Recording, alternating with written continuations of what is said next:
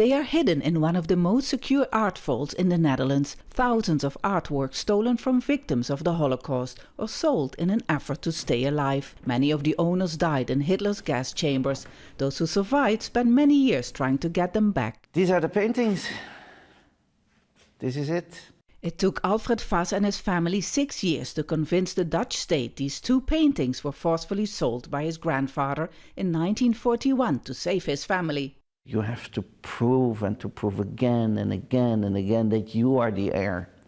They hide behind all kinds of excuses because in the end of the day, I doubt that they want to give it back. With the knowledge of today, it's shameful. In 45, 46, people were busy rebuilding. It wasn't a priority at all. But it took a long time to get it to be a priority. Many stolen or disputed pieces are still on display in museums or public buildings, like this painting by Dutch master Mesdag, for decades shown in Parliament building until a few months ago.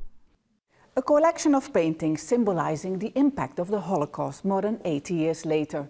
While some of these artworks were handed over to the Dutch government immediately after World War II, they have been in storage ever since, and many might never be returned to their rightful owners.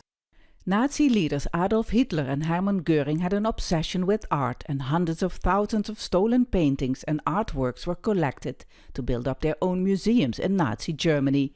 ALFRED Vaessen is still looking for more than 800 looted artworks that were part of his great-grandfather's collection until 1933, when Hitler took power. His grandparents were among nearly 100,000 Jews transported to Camp Westerbork in the east of the Netherlands.